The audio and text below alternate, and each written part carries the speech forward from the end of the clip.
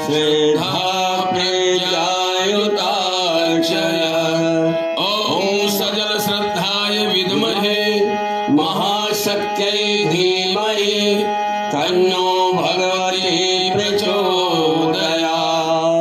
ओम श्री मातृशक्त्यै नमः। आवाहयामि स्थापयामि ध्यायामि। वेद माता, देव माता, विश्व माता गायत्री का ध्यान आवाहन करें। ओम गायत्री त्रिष्टुप जगत नुष्टुप पंक्त्या सह बिहत्तुष्णिहा ककुप सूचिभिः सम्यन्तु त्वा। ओम आयातु वरदे त्र्यक्षरे ब्रह्मवादिनी गायत्री छन्दसा माता ब्रह्मयोनिर्नमोऽस्तुते। ओम श्री गायत्र्यै नमः। आवाहयामि स्थापयामि ध्यायामि। अब इसके बाद पुराण का पूजन होगा, जो हमारे ज्ञान का स्रोत है, जिसमें परम पूज्य गुरुदेव वंदनीय माता जी की विचारधारा कूट कूट के भरी हुई है। सभी लोग हाथ जोड़ लें।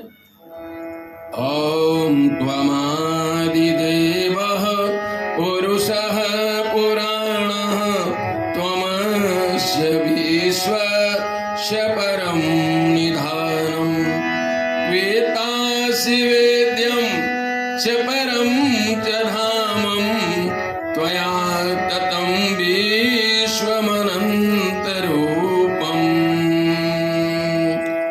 ओम श्री पुराण ग्रंथाय नमः। आवाहयामि स्थापयामि ध्यायामि। व्यासपीठ का पूजन करेंगे। परम पूज्य गुरुदेव की यह पवित्र पीठ वक्ता को और श्रोता को शक्ति दे सके कि हम सुन करके उसको हजम कर सके और बोल करके हमारे अंदर जो है विनम्रता बनी रहे।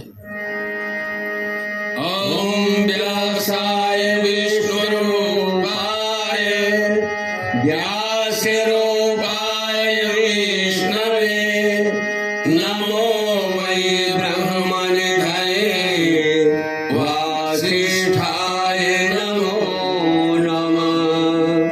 नमोऽस्तु ते व्यास विशालबुद्धे पुल्लारविन्दायते पत्रनेत्र येन त्वया भारतदैर्यपूर्ण प्रज्वालितो ज्ञानमया प्रदीप प्रज्वालितो ज्ञानमया प्रदीप। अब हाथ जोड़ करके गुरु सत्ता को नमस्कार करें। उसके पहले व्यासपीठ पर बैठे हुए सम्माननीय श्री सूर्यमणि तिवारी जी, जो हमारे इस कथा के व्यास प्रतिनिधि हैं, उन्हें सम्माननीय विजयवर्गीय जी तिलक करने कृपा करें। ओम स्वस्ति न इंद्रो वृद्धश्रवाः स्वस्ति नः पूषा विश्ववेदाः स्वस्ति नस्तार्क्ष्यो वरिष्ठदेवी स्वस्ति नो बृहस्पतिर्दधातु। हाथ जोड़ के नमस्कार करें। ओम असंभवं संभवकर्तुमुद्यतं प्रचण्ड झञ्झा प्रतिरोध सक्षमं युगस्य निर्माणकृते समद्युतं परं महाकालममुं नमाम्यहं परं महाकालममुं नमाम्यहं। पंडित सूर्यमणि तिवारी जी जो व्यासपीठ पर बैठे हैं, उनसे विनम्र प्रार्थना है कि हमारे शिविरार्थी भाई बहनों के बीच गुरु कथा का वाचन करने की कृपा करें।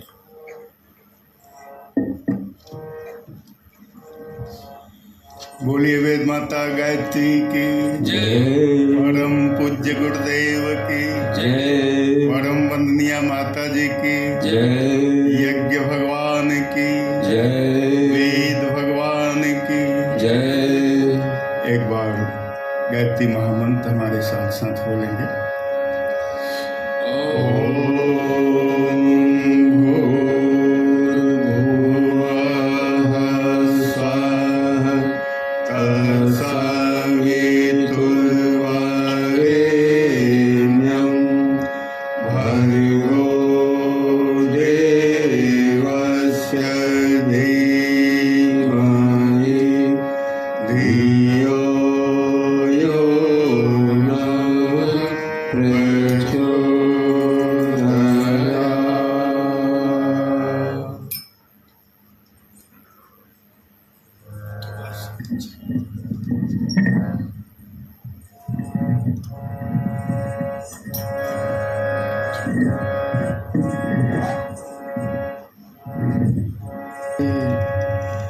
श्रद्धा विश्वास रूपिणो याभ्यां विना न पश्यन्ति सिद्धाः स्वान्तस्थमीश्वरम्। नमः पुरस्तादथ पृष्ठतस्ते नमोस्तुते सर्वतैव सर्व अनन्तवीर्या मितविक्रमस्त्वं सर्वं समाप्नोषि ततोऽसि सर्वः। ॐ वन्दे भगवतीं देवीं श्रीरामं च जगद्गुरुं पादपद्मे तयोः श्रित्वा प्रणमामि मुहुर्मुहुः। नमोऽस्तु गुरवे तस्मै गायत्रीरूपिणे सदा यस्य वागमृतं हन्ति विषं संसार संज्ञकम्।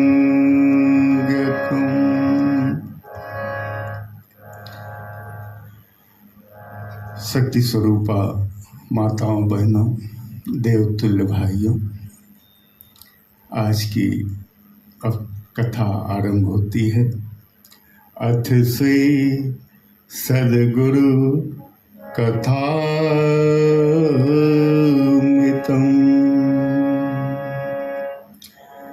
कल की कथा के प्रसंग में आप सबने सुना था कि गुरुदेव ने गायत्री महाविज्ञान की रचना की, गायत्री तपोभूमि की स्थापना हुई और 1956 में नरमेध यज्ञ हुआ, 58 में सहस्रकुंडी यज्ञ हुआ और 62 में युग निर्माण सत्संकल्प प्रकाशित हुआ।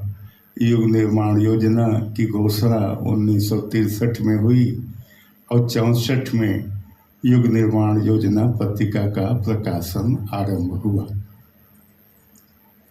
कथा के हिसाब से हम लोग 1964 तक पहुंच गए, लेकिन कहते हैं कि कुछ जो और बीच बीच के प्रसंग शेष हैं कथा के समानांतर, उनको भी लिया जाना आवश्यक है। तो उनका भी हम यहाँ आज वर्णन करने की कोशिश करेंगे।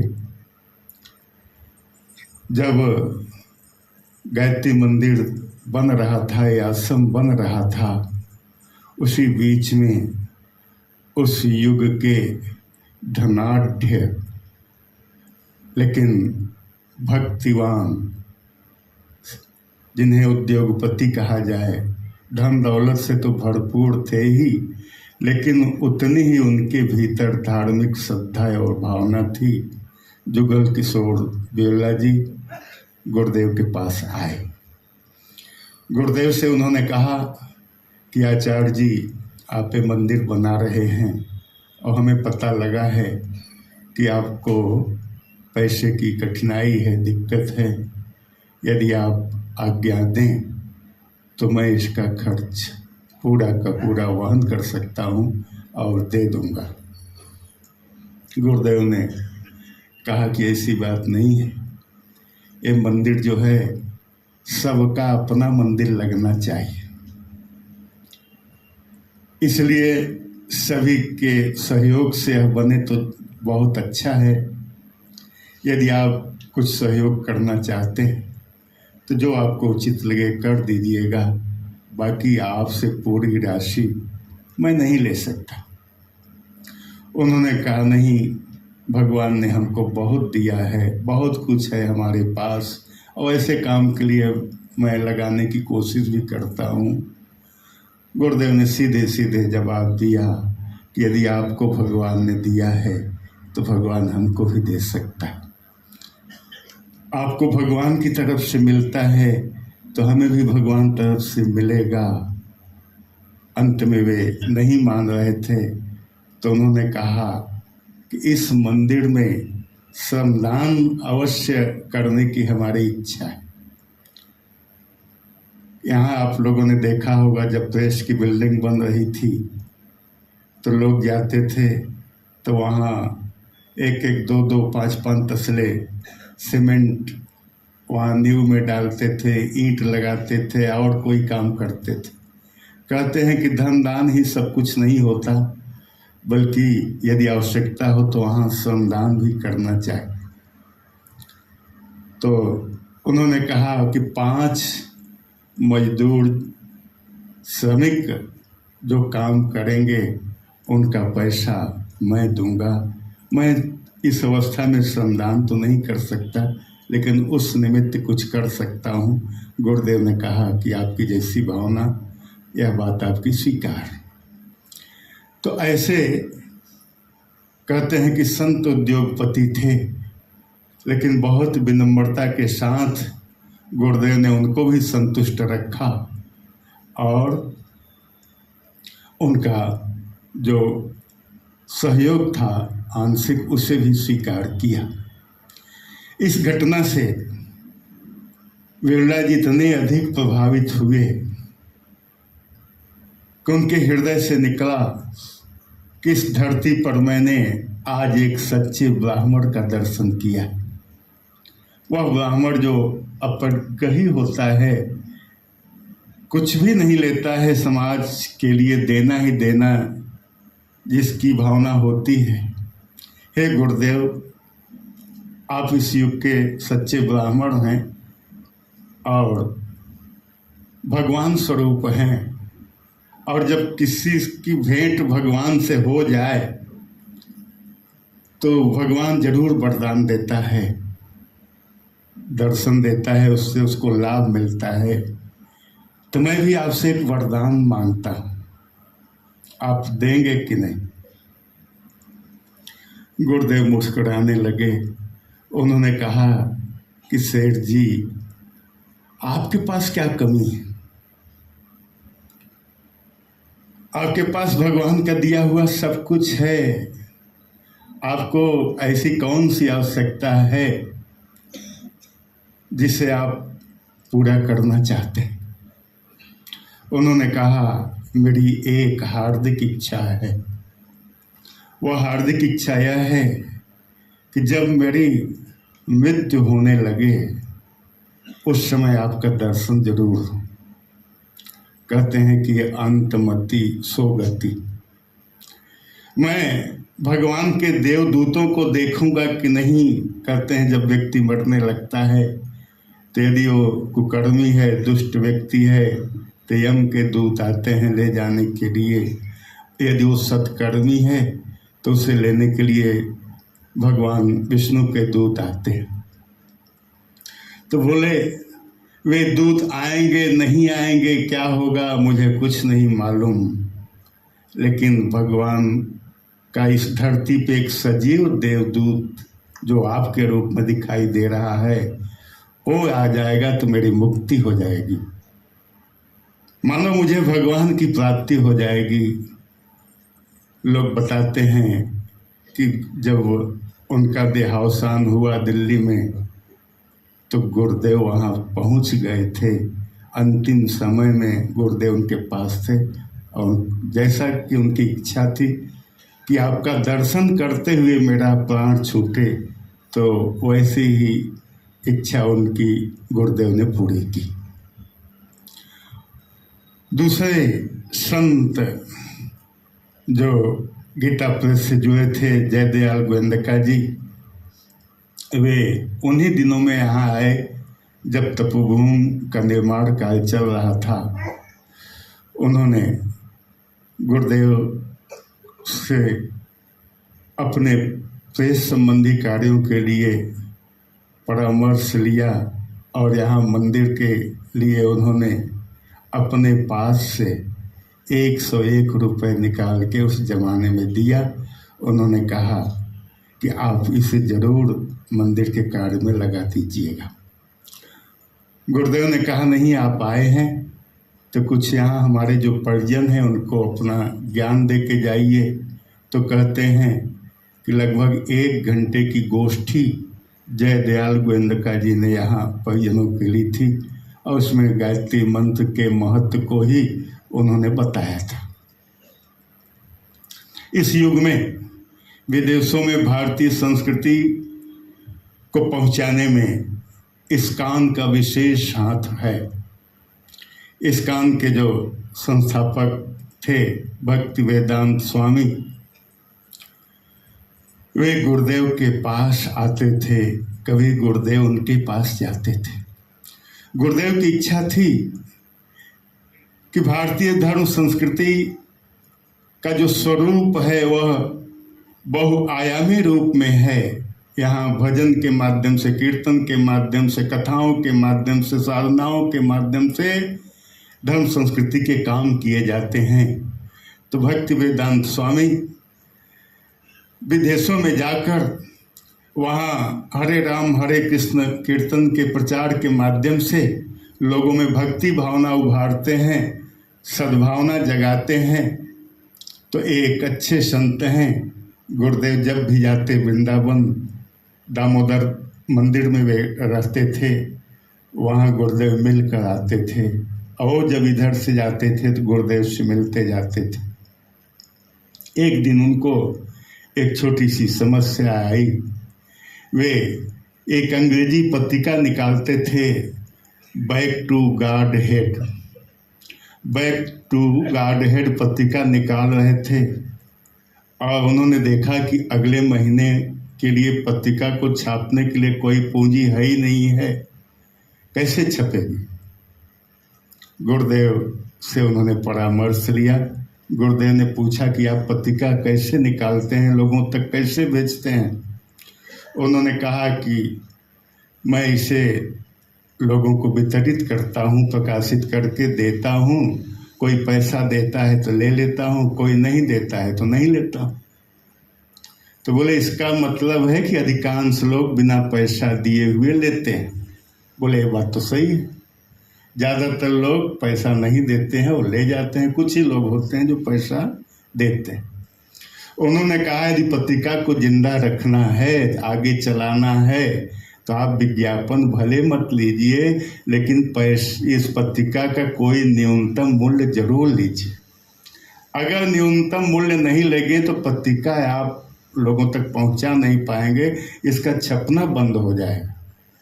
और पैसा कुछ नहीं लेंगे तो लोग इसे फालतू समझ के फेंक देंगे, पढ़ेंगे नहीं और आप उनको कब तक देते रहेंगे। यह गुरुदेव का सुझाव उनको बहुत पसंद आया और उन्होंने इस क्रम को अपनाया और उनकी पत्रिका निर्बाध गति से प्रकाशित होने लगी।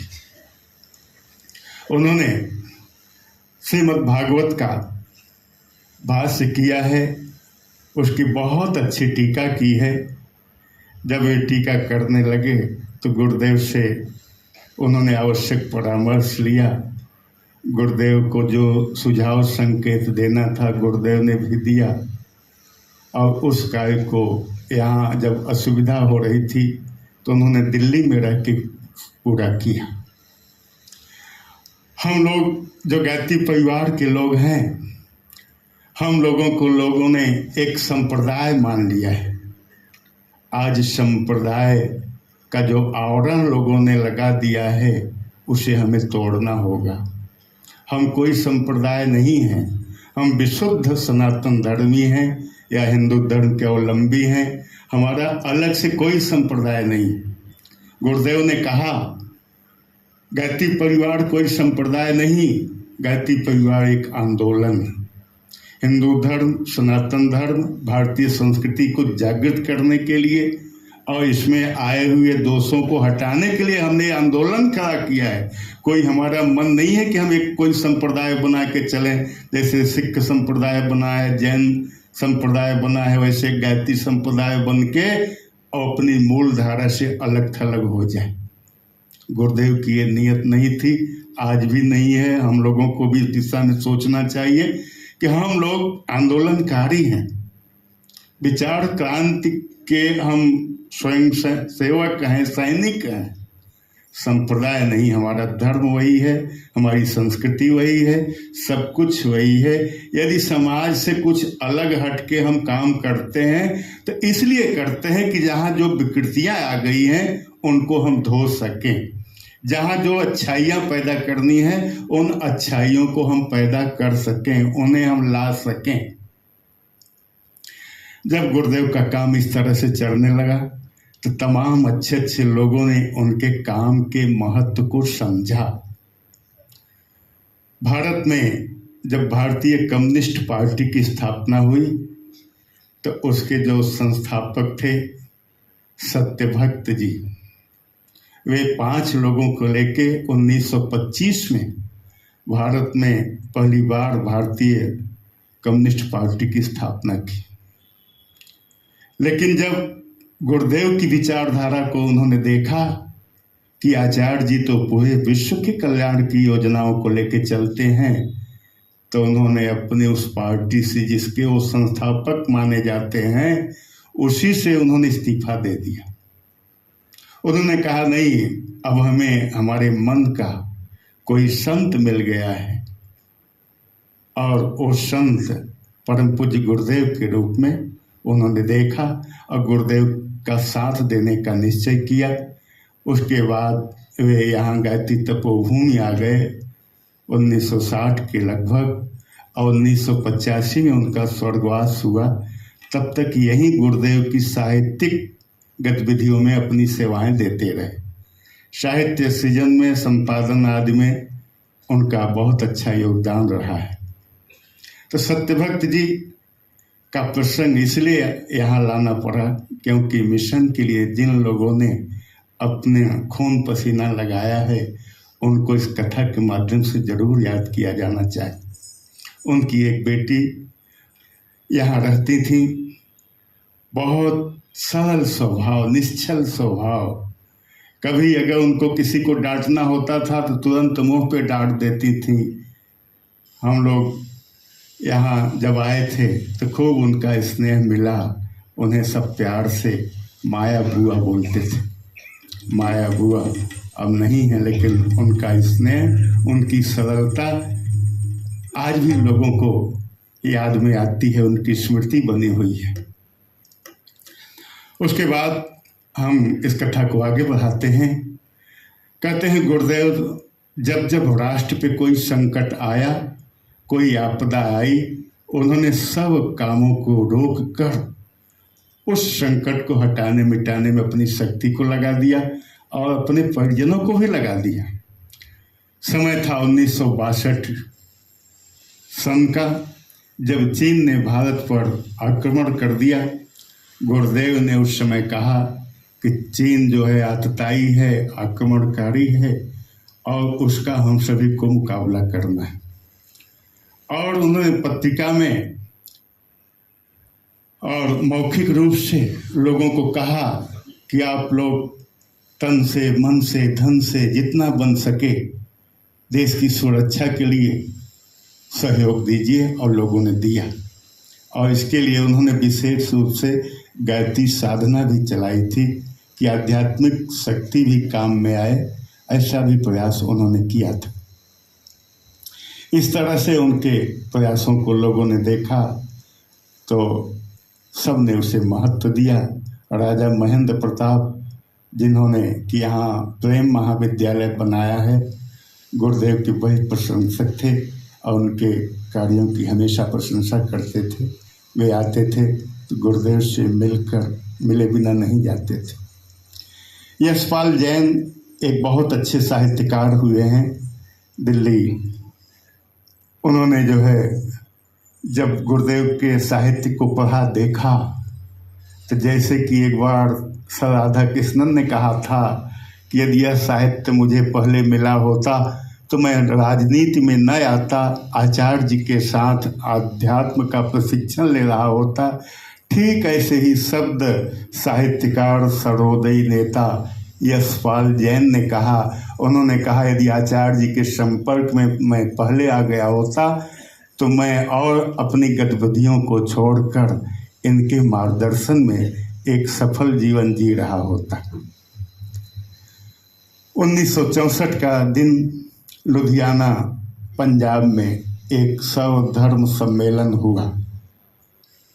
सर्वधर्म सम्मेलन में देश भर के धार्मिक संतजनों को, महात्माओं को, विद्वानों को बुलाया गया, आमंत्रित किया गया और उसमें सभी लोगों ने अपने अपने ढंग से धर्म संबंधी व्याख्याएं दी। लोगों ने अपनी अपनी विवेचना दी, धर्म के महत्व को, धर्म के विस्तार को और अन्य प्रसंगों को लोगों ने अपने ढंग से व्यक्त किया। और उसी सर्वधर्म सम्मेलन में गुरुदेव भी आमंत्रित किए गए थे और जो गुरुदेव की प्रस्तुति थी उससे लोगों ने बहुत अधिक लोग प्रभावित हुए। और वहाँ उस समय के पंजाब के जो गृह मंत्री थे उनका नाम था मोहनलाल शर्मा। मोहनलाल शर्मा उस समिति के प्रमुख थे और उन्होंने गुरुदेव के लिए एक उपाधि दी, लाइट ऑफ इंडिया। तो लाइट ऑफ इंडिया ये उपाधि के संबंध में हम लोग जानते हैं कब मिली, कहाँ मिली, किससे मिली।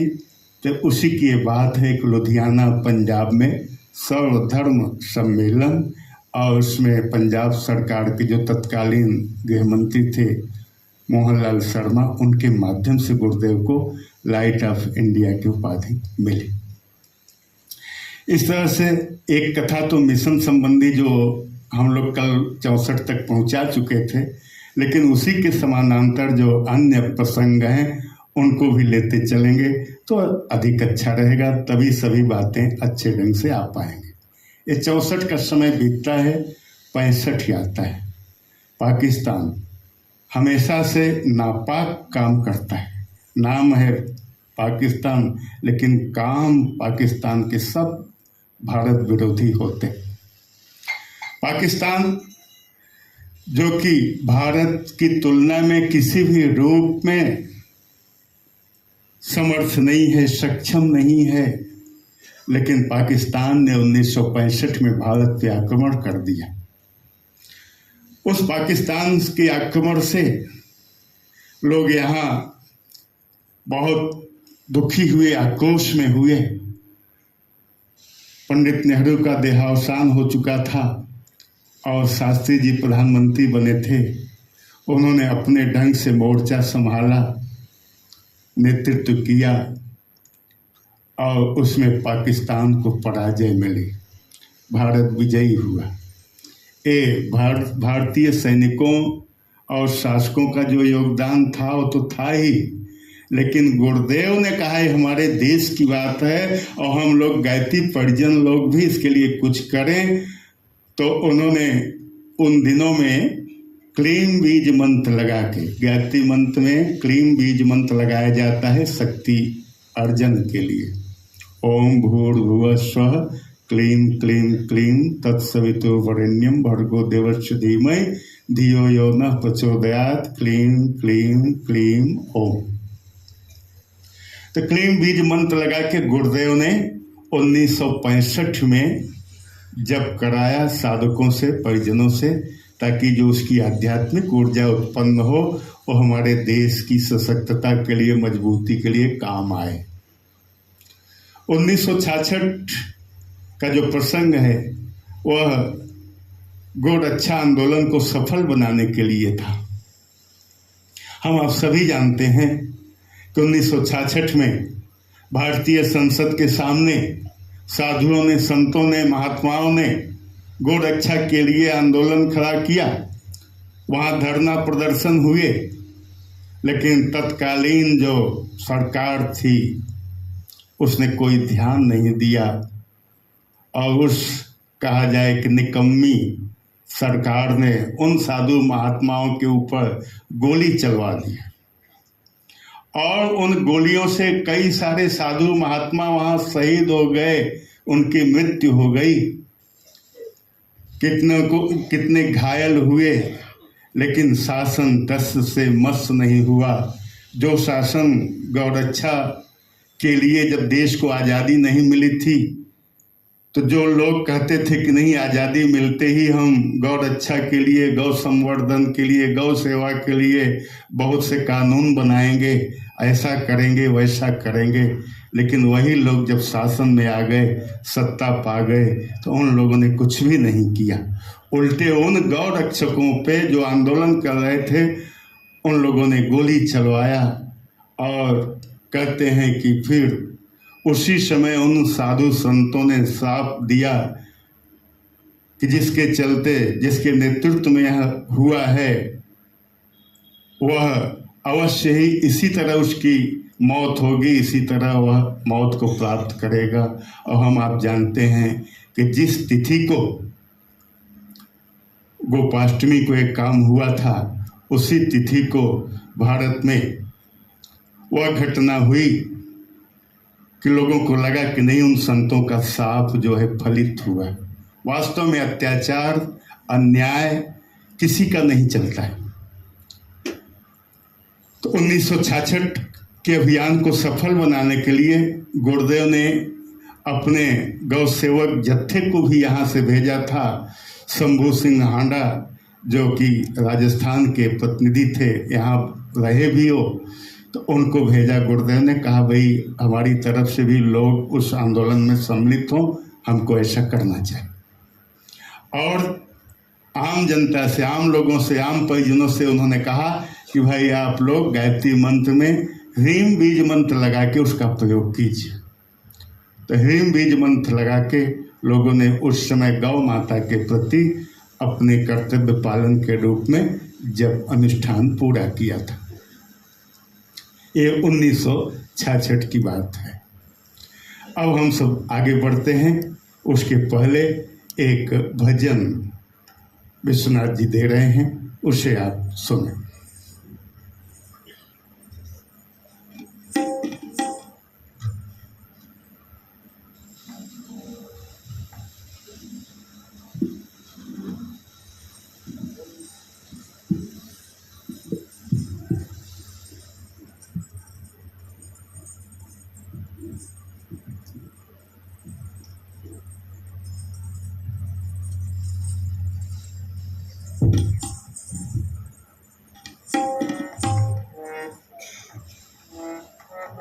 गुरु ही नैया गुरु खिवैया, गुरु ही नैया गुरु खिवैया, कर देते भव सागर पार, कर देते भव सागर पार। गुरु ही नैया गुरु खिवैया, गुरु ही नैया गुरु खिवैया,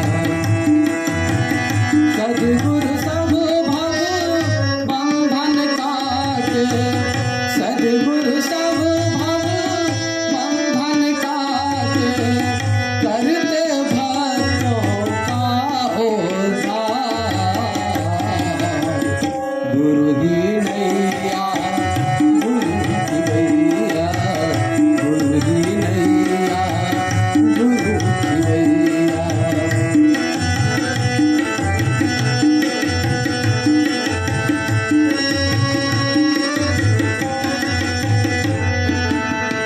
गुरु सत्ता से जग संचालित, शोभित चांद सितारे, शोभित चांद सितारे,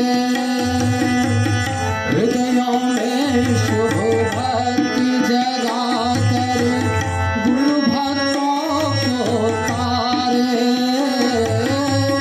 गुरु भक्तों को तारे। गुरु ही है सौभाग्य हमारे, गुरु ही है सौभाग्य हमारे। गुरुवर वेद शास्त्र का सार, गुरु ही नैया, गुरु ही नैया, गुरु की भैया।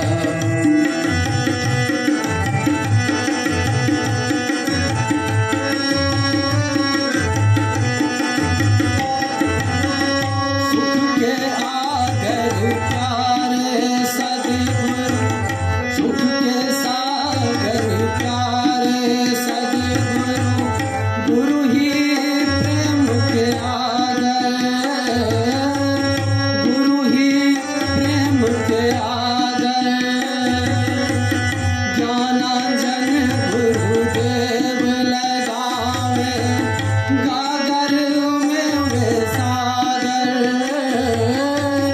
गागर में वे सागर। गुरुवर साधक के हित साधक, गुरुवर साधक के हित साधक। ईश्वर से गुरु जोड़े तार, गुरु ही नैया, गुरु की भैया, गुरु ही नैया, गुरु की भैया। कर देते भव सागर पार, कर देते भव सागर पार। गुरु ही नैया, गुरु की भैया, गुरु ही नैया, गुरु की भैया, गुरु ही नैया, गुरु की भैया, गुरु ही नैया, गुरु की भैया।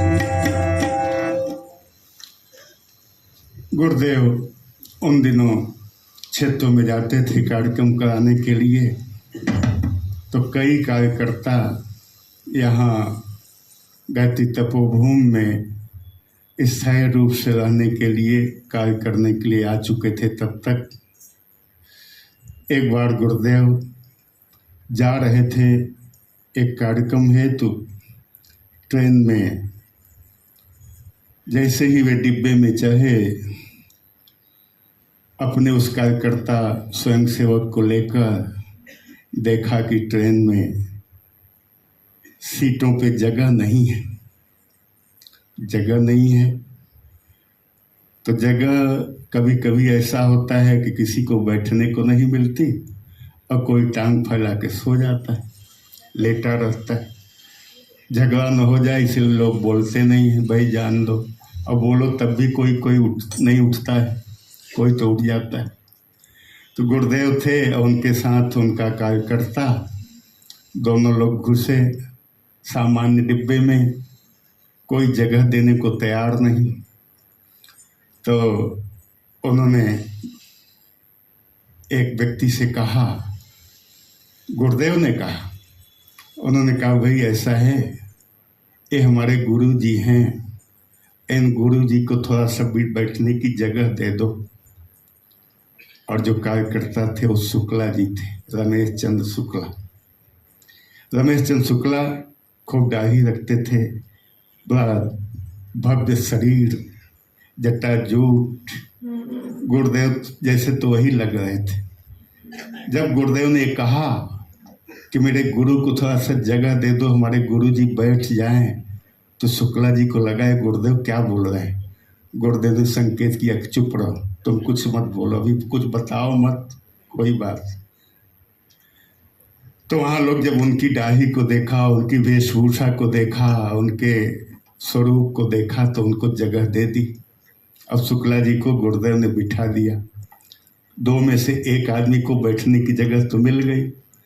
अब गुरुदेव अकेले खड़े हैं, तो शुक्ला जी को भी, उनका भी दिमाग लगा, उनको लगा कि अब गुरुदेव को बिठाना है, तो उन्होंने कहा भाई इनको भी बिठा लेने दीजिए, हमारी बहुत सेवा करते हैं, ये साथ में रहेंगे तो गुरुदेव को भी जगह मिल गई बैठने की।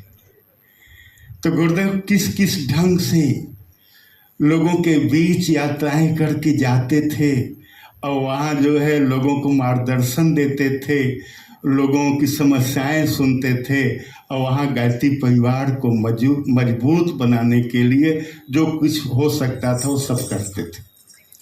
गुरुदेव बहुत बहुत ज़्यादा सादगी का जीवन जीते थे, बल्कि साथ जाने वाला व्यक्ति तो परेशान हो जाता था।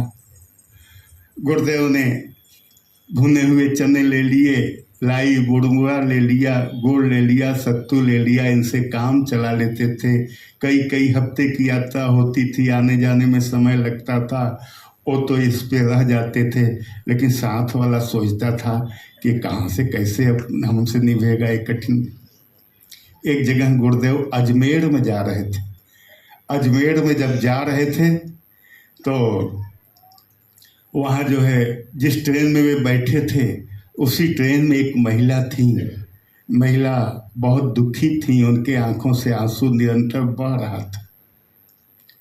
गुरुदेव ने बहुत देर तक देखा कि इनके आंखों से आंसू बंद नहीं हो रहा है, तो गुरुदेव ने पूछा, बेटी कहाँ जा रही हो?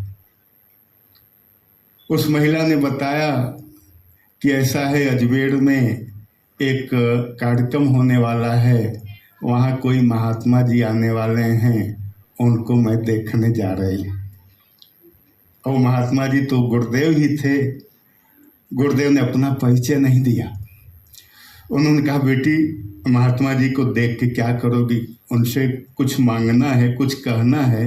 उसने कहा, हाँ, अभी केवल 1 महीने पहले मेरे पति की मौत हो गई है, अब मुझसे जिया नहीं जाता, मुझे बहुत दुख है, घर वाले मेरा साथ नहीं दे रहे हैं, मैं अनाथ हूँ, असहाय हूँ, मेरे पास कोई संतान भी नहीं है, मैं किसके सहारे जीऊँगी? मुझको तो लगता है कि आत्महत्या कर लूँ, लेकिन आत्महत्या करने से भी मैं डरती हूँ। मैं सोचती हूँ कि महात्मा जी से कोई समाधान मिल जाएगा, तो इसीलिए मैं उनके पास जा रही हूँ। गुरुदेव बहुत प्रेम से जो कुछ उनके पास खाना पीने का सामान था उस महिला को भी खिलाया, और बहुत सम्मान से जब स्टेशन पे उतरे तो उस महिला को भी उतारा और अपने साथ ले गए। जब उस महिला को पता चला कि यही गुरुदेव हैं तो उसे बहुत आश्चर्य हुआ, उसे बहुत खुशी भी हुई कि ऐसे महामानव, ऐसे संत कितने सरल ढंग से रहते हैं, कितनी इनके भीतर सादगी है। गुरुदेव को पाकर वह खुश हो गई, धन्य हो गई, और गुरुदेव ने जाते ही अपना जो कार्यक्रम था उसे तो किया ही, और वहाँ के जो मुखिया थे उनसे उन्होंने कहा कि आप अस्पताल जाओ और कोई नवजात शिशु हो तो उसे ले आओ, कहीं से व्यवस्था करो। तो कोशिश की गई तो एक शिशु प्राप्त हुआ। उस शिशु को लाके उस बहन को दे दिया गया। कहा गया कि अब यही आपकी संतान है, इसका पालन पोषण करना, इसको योग्य बनाना। और कहते हैं वही बालक अंत में उस महिला का सच्चा बेटा बना और बिलासपुर में वह इंजीनियरिंग के पद पे कार्य किया। वो गृहस्थी उसकी खूब अच्छी बन गई, खूब सुखी जीवन उसका उस माँ का बन गया। तो गुरुदेव स्वयं उन कार्यक्रमों को पूरा करने के लिए जाया करते थे। 1967 का दिन था, यहाँ युग निर्माण विद्यालय की स्थापना हुई। गुरुदेव भी उस विद्यालय में कभी कभी कक्षा लिया करते थे, और उस समय तक यहाँ आदरणीय लीलापत शर्मा जी और वीरेश्वर उपाध्याय, बलराम सिंह, ये सब आ चुके थे। लगभग 2-3 साल के बाद चैतन्य जी आए। तो 1967 में विद्यालय खुला तो वीरेश्वर उपाध्याय को उस विद्यालय का पहला प्राचार्य बनाया गया। और विद्यालय अभी तक विगत 3-4 साल पहले तक चल रहा था, कोरोना की वजह से अभी बंद है, आगे शायद फिर चले। तो गुरुदेव ने उस विद्यालय को बनाया। उसके बाद आदरणीय भाई साहब मृत्युंजय शर्मा जी, जिनका जन्म आप जानते हैं 1949 में हुआ था, वो विवाह योग्य हो रहे थे। तो गुरुदेव ने कहा कि अब इनका विवाह भी कर देना चाहिए। तो 12 अक्टूबर को 1967 को उनका विवाह पक्का हुआ और 24 नवंबर 1967 को आदरणीय भाई साहब का विवाह संपन्न हुआ। भाभी जी, जिन्हें कल आप देखेंगे कथा में वो आने वाली हैं, कल अंतिम कथा है, कथा का अंतिम दिन। तो निर्मल भाभी जी, उनके साथ भाई साहब का विवाह भी 2017 में स्वर्ण जयंती वर्ष मनाया गया था। उनके विवाह का 50 साल पूरे हुए थे। भाई साहब का विवाह हुआ, भाई साहब के प्रति गुरुदेव की जिम्मेदारी पूरी हुई, लेकिन अभी शैल जो उनकी बेटी थी उनका विवाह बाकी था। उसके लिए बातचीत चलने लगी और आप सभी जानते हैं कि शैल दीदी का विवाह डॉक्टर प्रणव पंड्या जी के साथ संपन्न हुआ 3 जून 1971 को। उसके पहले डॉक्टर साहब यहाँ पहली बार 1963 में आए थे, जब वे केवल 13 साल के थे। 50 का उनका जन्म है, तो 13 साल के आए थे और यहाँ के शिविर में उन्होंने भाग लिया था। 1968 में भी आए और उसके बाद विवाह हुआ। आगे की पढ़ाई और अपना काम उन्होंने जारी रखा। 1978 में डॉक्टर साहब दीदी के साथ स्थायी रूप से शांति कुंज आ गए और तब से आज तक शांति कुंज की व्यवस्थाओं को संभाल रहे हैं, देख रहे हैं। तो अपना जो प्रसंग था 1967 की बात चल रही थी। 1967 के बाद यहाँ 1968 में गुरुदेव ने अध्यात्म और विज्ञान के समन्वय के संदर्भ में काम आगे बढ़ाने को सोचा। तो देश के 200 वैज्ञानिकों को उन्होंने पत्र लिखवाया, जो जाने माने विज्ञान के किसी भी विधा के जो हस्ती थे, उन सब प्रतिभाओं को उन्होंने पत्र लिखाया कि भाई हम अध्यात्म और विज्ञान के समन्वय की दिशा में काम करना चाहते हैं।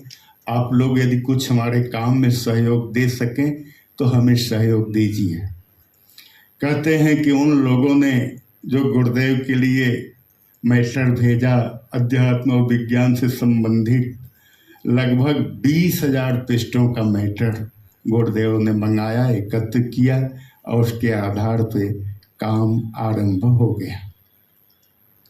इसी बीच गुरुदेव ने घोषित कर दिया था कि उनको अब यहाँ मथुरा में बहुत दिनों तक नहीं रहना है, जाना है कहाँ, जहाँ कि उनके गुरु ने संकेत दिया था, हिमालय, जहाँ से आरंभ होता है, जो मानो हिमालय का द्वार है, जिसे हरिद्वार के रूप में लोग कहते हैं, वहाँ भी किसी अन्य जगह नहीं बल्कि जहाँ सप्त ऋषियों ने तपस्या की थी उस स्थान पे आश्रम बनाना है।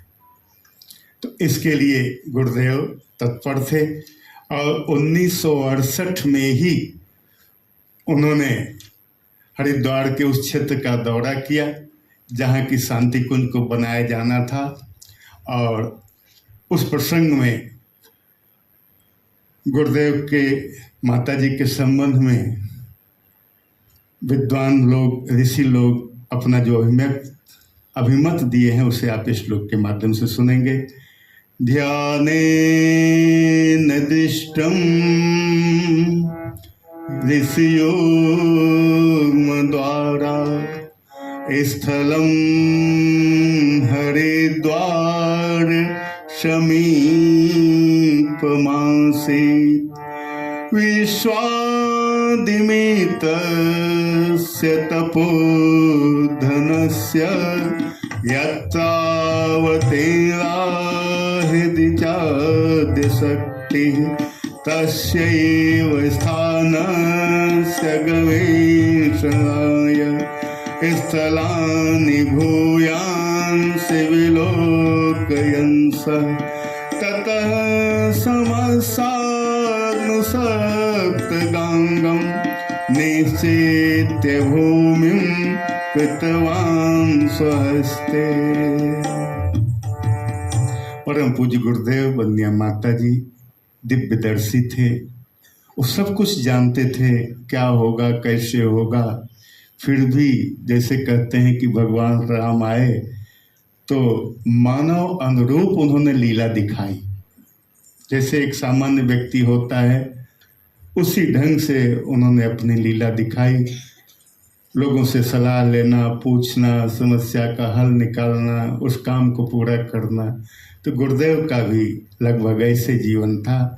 और जुलाई 1968 में उन्होंने 1.5 एकड़ जमीन 19,000 रुपये में ली शांति कुंज आश्रम को बनाने के लिए। कहते हैं जहाँ वो जमीन ली गई थी वहाँ बहुत दलदल था। लोग कह रहे थे कि इस जमीन को तो आज तक किसी ने नहीं लिया, ये लेके क्या करेंगे, इसमें कैसे भवन बनेगा, काम कैसे होगा। और आपको एक बात, नई बात शायद न मालूम हो कि उस समय गंगा उस स्थान से 2 किलोमीटर दूर थी। लोगों ने कहा कि गंगा स्नान भी करना होगा तो 2 किलोमीटर दूर जाना होगा, तो गुरुदेव यहाँ क्यों ले रहे हैं। लेकिन हम आप जानते हैं कि आज गंगा मुश्किल से 500 मीटर की दूरी पे है। कैसे उस महाकाल ने, महाशिव ने मानो आवाहित किया, आमंत्रित किया, गंगा माँ को आना पड़ा। कहते हैं कि उसी वर्ष 1971 के आसपास भीषण बरसात हुई हिमालय क्षेत्र में और गंगा नदी में उफान आया। तूफान की तरह वह पानी सब जगह फैलने लगा और उस पानी से ही एक धार सप्त सरोवर के पास से फूटी निकली और वही धार गंगा की मुख्य धार बन गई है, जो कि वहाँ शांति कुंज सप्त सरोवर के पास बहती है। और वहाँ जब गंगा का आगमन हो गया, वहाँ गवर्नमेंट ने बांध जैसा बना दिया, घाट बना दिए, तो वो स्थान बहुत मनोरम हो गया, रमणीक हो गया। और शांति कुंज के लोग, ब्रह्मवर्चस्व के लोग, आसपास के आश्रम के लोग फिर सायंकालीन की बेला में गंगा तट पे घूमने जाते थे। और वहाँ से आगे जो सुदूर क्षेत्र दिखाई देता है, कहीं पहाड़, कहीं नदी, कहीं पत्थर, कहीं कुछ, कितना सुहावना दृश्य होता है। तो शांति कुंज की जमीन ली गई 68 में और वहाँ जो निर्माण कार्य आरंभ हुआ, कहते हैं कि बसंत पंचमी 1969 से। एक मस्तीचक के पास छपरा पड़ता है, वहाँ के कार्यकर्ता थे रामचंद्र सिंह। गुरुदेव ने उनको लगा दिया कि यहाँ जो कुछ 1-2 कमरे बन रहे हैं इनको तुम देखना और देख के तुम ध्यान रखना। गुरुदेव स्वयं भी जाते थे, स्वयं जाते थे। तो वे वहाँ जहाँ से सामान आता था, ईंट पत्थर आदि, वहाँ भी जाते थे। तो पैदल जाने में बहुत समय लगता था और थकान भी होती थी। तो उन्होंने और कोई वाहन नहीं, रामचंद्र सिंह से कहा कि भाई एक जो है साइकिल नई खरीद लाओ। और साइकिल पे गुरुदेव को बिठा के रामचंद्र सिंह ले जाते थे। उस अवस्था में शांति कुंज का निर्माण हुआ। और शांति कुंज का जब निर्माण 2-3 कमरों का ज़्यादा नहीं हो गया तो गुरुदेव को लगा कि अब वहाँ चलना चाहिए। इधर उन्होंने सबसे बता दिया कि भाई अब हम जो है अगला हमारा जो प्लान है शांति कुंज का, हरिद्वार का, उसके पहले कुछ हम पब्लिक से, जनता से, लोगों से कहना चाहते हैं, कुछ अपने हृदय की बात लोगों तक पहुंचाना चाहते हैं। इसके 2 ही उपाय हैं, या तो हम आए या तो आप लोग हमारे पास आइए। तो दोनों उपाय को गुरुदेव ने काम में लाया, दोनों उपायों को उन्होंने अपनाया। एक उपाय तो ये था कि देश में बड़े विशाल आयोजन किए जाएं और वहाँ लोग जुटे उस क्षेत्र के, और वहीं हम जाके अपनी बात कहें। तो इसके लिए 5 स्थान नियत किए गए पूरे देश में। और उन 5 स्थानों पे सहस्र कुंडी यज्ञ जैसे मथुरा में हुआ था वैसा यज्ञ का आयोजन रखा गया। और यह कार्यक्रम हुआ 1970-71 में। जैसे टाटा में महासमुंद, इधर यूपी में बहराइच, गुजरात में पोरबंदर, तो इन स्थानों में वहाँ पे गुरुदेव ने आयोजन रखवाया। साधारण नहीं बल्कि 1008 सहस्र कुंडी यज्ञ, तो उसमें लाखों लाख लोग सम्मिलित हुए उन कार्यक्रमों में। तो गुरुदेव ने जाके जो कुछ उनको संदेश देना था, यज्ञ तो एक माध्यम हुआ करता था, तो यज्ञ के माध्यम से उन्होंने अपना संदेश दिया। फिर भी बहुत से लोग बाकी रह गए, तो गुरुदेव ने जनवरी से ही 4 दिन के सत्र उन्होंने लगाए यहाँ गायत्री तपोभूमि में और लोगों को बुलाना शुरू किया। उन्होंने कहा भाई हम जून में चले जाएंगे और आप लोग आइए। तो बहुत से लोग उन सत्रों में सम्मिलित हुए। और उसके बाद जब गुरुदेव के जाने का कार्यक्रम तय हुआ तो 17 जून से 20 जून 71 के बीच में कार्यक्रम रखा गया। कहते हैं कि गुरुदेव लाखों की संख्या में आए हुए सब लोगों से मिले और उन्होंने विदाई भाषण दिया, अपना प्रवचन दिया। विदाई का जो उनका प्रवचन था वो बहुत मार्मिक था, बहुत महत्वपूर्ण था। उस समय जब लोग आए तो लोगों को लगा कि अब गुरुदेव एक ऊंचा कदम उठा रहे हैं, आगे और अधिक समाज के लिए, संसार के लिए काम करेंगे। इनकी बात को हमें ध्यान से सुनना है और इनकी बात को अपने जीवन में लाना है। गुरुदेव ने बहुत कुछ कहा था, उसका सारांश आप भगवान सिंह के माध्यम से, गीत के माध्यम से सुनेंगे।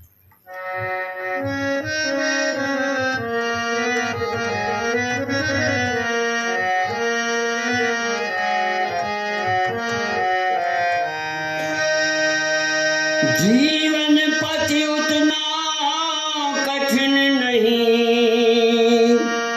जितना है मान लिया जाता, जितना है मान लिया जाता। जो डरते हैं इस डर से ही उनसे पथ नहीं चला जाता। जो डरते हैं इस डर से ही उनसे पथ नहीं चला जाता।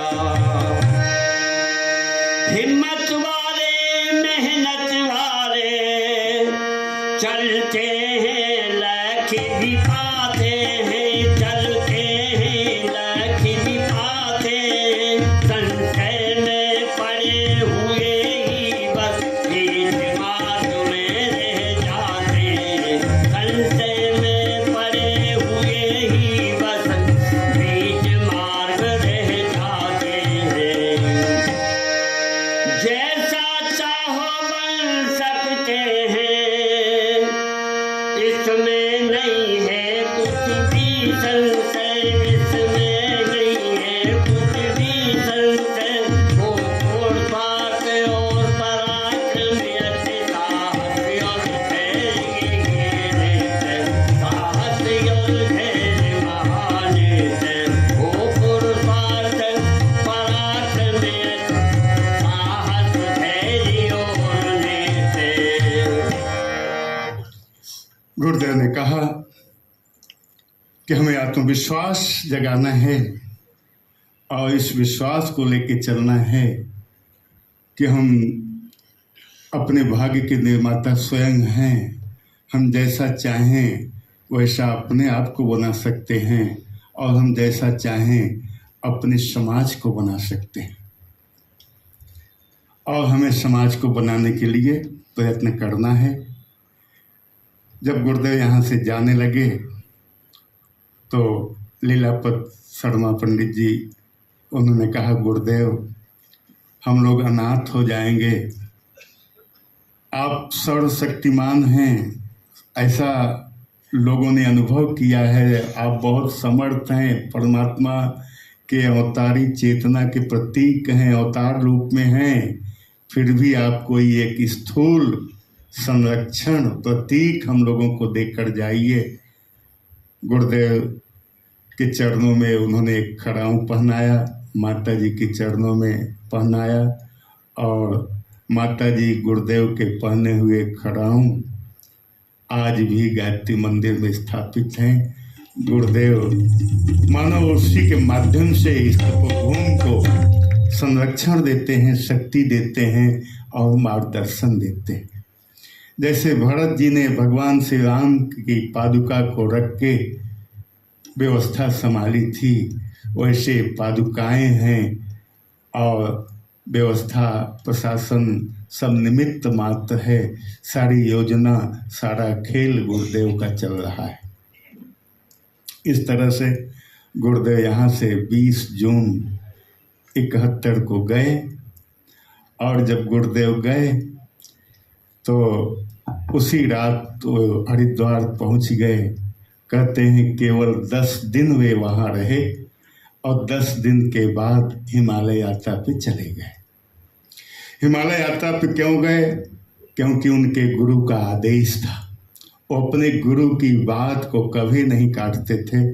जैसे ही संकेत मिलता था, जैसे ही आदेश होता था, वैसे गुरुदेव चले जाते थे।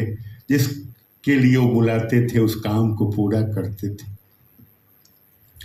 जब गुरुदेव गए तो लगभग 5 महीने के लगभग व्यतीत हुए होंगे। फिर दुष्ट पाकिस्तान ने 1971 में भारत पे आक्रमण किया। अब की बार गुरुदेव ने कहा कि हम जो प्रयास करेंगे, माता जी शांति कुंज से अपनी शक्ति लगाएंगी और हम हिमालय से अपनी शक्ति भेजेंगे। देश को अब की बार भी कुछ नहीं होगा, कोई क्षति नहीं होगी। उस समय के जो जानकार लोग थे, शक्ति के संतुलन को जो देख रहे थे कि भारत के पास जो शक्ति है और पाकिस्तान के पास जो अपनी है वो तो बहुत नहीं है, लेकिन पाकिस्तान के साथ अमेरिका जैसा राष्ट्र है और कई पश्चिमी राष्ट्र पाकिस्तान के पक्ष में हैं। भारत के पक्ष में सोवियत संघ के अलावा कोई दिखता नहीं था। लोगों को लगता था कि ये तो पांडव कौरव जैसी बात है। पांडव बहुत कम संख्या में थे, कौरव बहुत अधिक थे। लेकिन जब पांडव कौरव की बात आ जाए तो विश्वास हो जाता है कि पांडव ही जीतेंगे, कौरव तो कभी जीत नहीं सकते। तो ये लगा कि अमेरिका लग जाए, चाहे ब्रह्मांड की कोई शक्ति लग जाए, भारत का कुछ नहीं बिगड़ सकता। पाकिस्तान को पराजित होना ही पड़ेगा। कहते हैं अमेरिका से एक युद्धपोत, विशाल युद्धपोत जिसे 7वां बेड़ा कहा जाता था, वो चला और आया।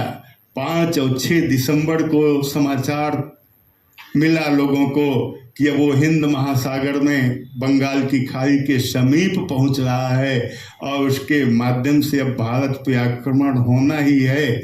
लेकिन 7 दिसंबर की सुबह खबर आती है, आकाशवाणी से समाचार आता है कि 7वां बेड़ा जो है वो वापस होने लगा है। किस शक्ति ने उसे वापस किया, किस शक्ति के दबाव में वापस गया, लोग इससे समझ नहीं पाएंगे। लेकिन गुरुदेव की बात को देखा जाए, उन्होंने कहा कि हम हिमालय जा रहे हैं तो हमारी तपस्या का एक अंश इस काम में लगेगा कि देश पे जो आंच आने वाली है, देश पे जो संकट आने वाला है, वो संकट मिटेगा। इधर जब गवर्नमेंट की तरफ से सूचना आई पब्लिक को, उसके पहले माता जी ने कहा था कि ये जो है अमेरिका का 7वां बेड़ा वापस होने लगा है। माता जी को पहले ही मालूम हो गया था, उन्होंने पहले ही बता दिया था। इस तरह से 1971 का वो संघर्ष का दिन, और गुरुदेव वहाँ तपस्या में लीन थे। उसी समय जो है माता जी को हार्ट अटैक हुआ। गुरुदेव कुछ दिन के लिए आए और माता जी को शक्ति देकर उनके समाचार को लेकर पुनः चले गए। और जब उनका लक्ष्य पूरा हुआ तो आए तो उनको 2 तरह के संकेत मिले थे कि जो ऋषि परंपराएं थीं जिनके चलते भारत ने इतना विकास किया था, भौतिक रूप से आध्यात्मिक रूप से, उनको पुनर्जीवित करना है, पुनर्जागृत करना है तथा विदेशों में अपनी संस्कृति को पहुंचाने का प्रयास करना है। तो गुरुदेव आए और उन्होंने तय किया कि अब हमको विदेश जाना है। तो विदेश में भी दक्षिण अफ्रीका के देशों को उन्होंने चुना कि दक्षिण अफ्रीका चलेंगे, वहाँ केन्या देश है, तंजानिया आदि है, वहाँ जाके और हम अपनी बात को रखेंगे। इसलिए गुरुदेव कहते हैं कि पानी के जहाज से गए और 9 दिनों की यात्रा में उन्होंने वहाँ की जो स्थानीय भाषा थी उसे सीखा और जाके वहाँ जहाँ आवश्यकता हुई उन्होंने उस भाषा में बोला। और वहाँ के लोगों ने देखा कि आचार्य जी में एक विशेष शक्ति है, जो भी कोई व्यक्ति उनको देखता था उनसे प्रभावित हो जाता था। वहाँ के कुछ धर्म के लोगों ने, विज्ञान के लोगों ने एक समिति बनाकर आचार्य जी को आमंत्रित किया कि आप आइए और धर्म और विज्ञान से युक्त कोई अपना ऐसा प्रतिपादन दीजिए ताकि हम लोग विश्वास कर सकें कि धर्म भी अपनी जगह सही है और विज्ञान भी सही है, और धर्म विज्ञान का यदि समन्वय हो जाए तो वो और भी अधिक लाभदायी है। ऐसा कोई प्रयास आप कीजिए। इस तरह से जब उन लोगों ने गुरुदेव से निवेदन किया, आग्रह किया, तो गुरुदेव उनके आग्रह को स्वीकार किए। कहते हैं कि गुरुदेव एक कक्ष में बैठे हुए थे और वहाँ कई लोग एकत्र थे। गुरुदेव ने कहा कि देखिए, अभी मैं आपको कुछ चमत्कार दिखाता हूँ, इसलिए नहीं कि आप मुझे चमत्कारी बाबा माने, इसलिए कि आप लोग ये माने कि हाँ आध्यात्मिक शक्तियाँ होती हैं, सिद्धियाँ होती हैं। ये कोई कपोल कल्पना नहीं है, एक कपोल कल्पना नहीं है और ऐसी चीज़ें होती हैं। उस सच्चाई को आप लोग जाने और माने। गुरुदेव की इस बात से लोग बहुत खुश हुए और उन्होंने एक वहाँ मेज थी, मेज का पाया लकड़ी का था। जैसे कहते हैं गुरुदेव ने देखना शुरू किया, वो पाए का तत्व धातु बदलने लगी और एक पाया जो था वो लोहे का पाया बन गया। ये चमत्कार के लिए नहीं, गुरुदेव हमेशा चमत्कार का विरोध करते थे, लेकिन ऐसा हो सकता है, इतना नियंत्रण वस्तुओं पे, धातुओं पे, प्रकृति पे, जड़ सत्ता पे किया जा सकता है कि उसे वांछित रूप दिया जाए। इसे उन्होंने सिद्ध करना चाहा था।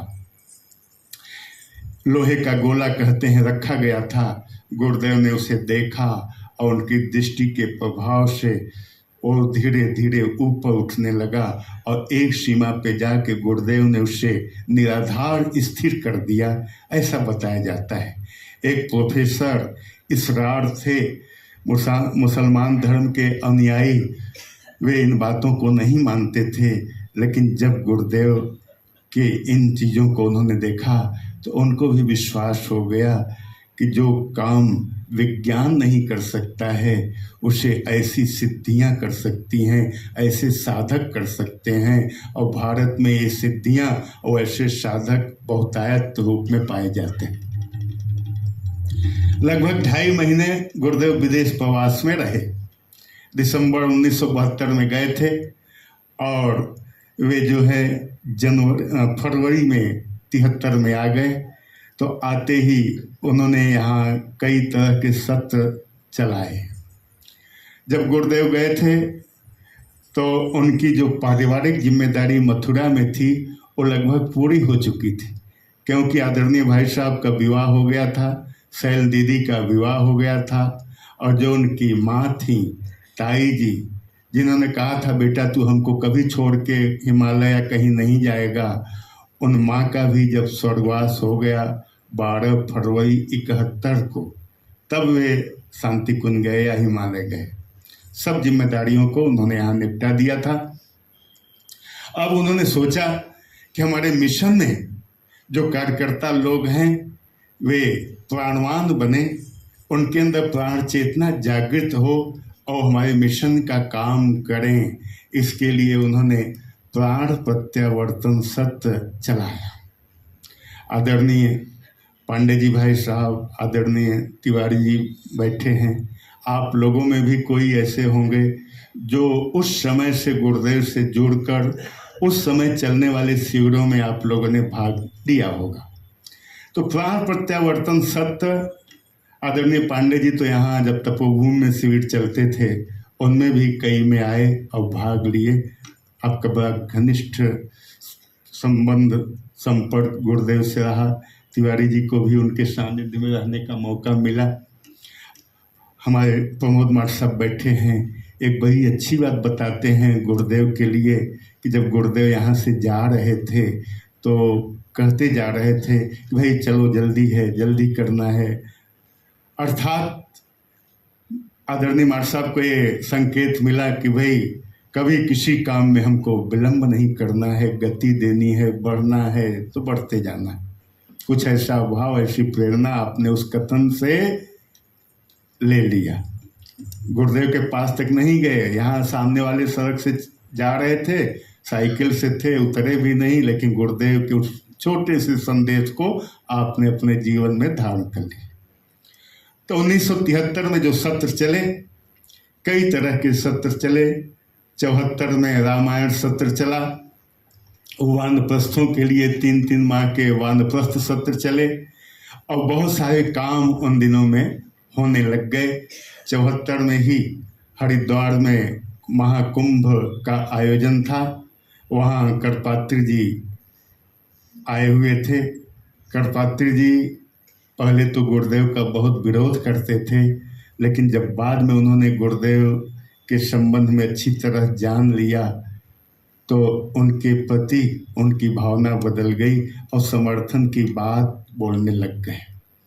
उन्होंने 74 के उस महाकुंभ आयोजन में कहा था कि आचार्य जी इस युग में जो गायत्री का काम कर रहे हैं उनके काम से मैं भले सिद्धांत रूप से सहमत नहीं हूँ, लेकिन मैं जानता हूँ कि उनका बहुत बड़ा योगदान है समाज के उत्थान का।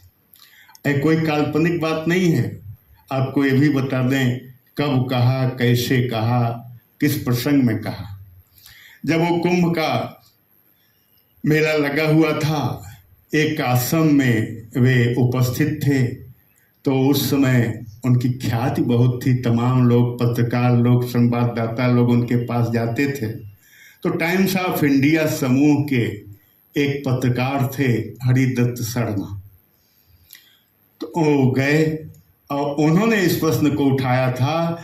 और प्रश्न क्या उठाया था कि स्वामी जी इस समय कौन सी संस्था या कौन सा आंदोलन सक्रिय है जो देश के लिए बहुत अच्छा काम कर रहा है और जिसके चलते देश में बहुत बड़ा बदलाव आएगा। ये प्रश्न किसने किया था?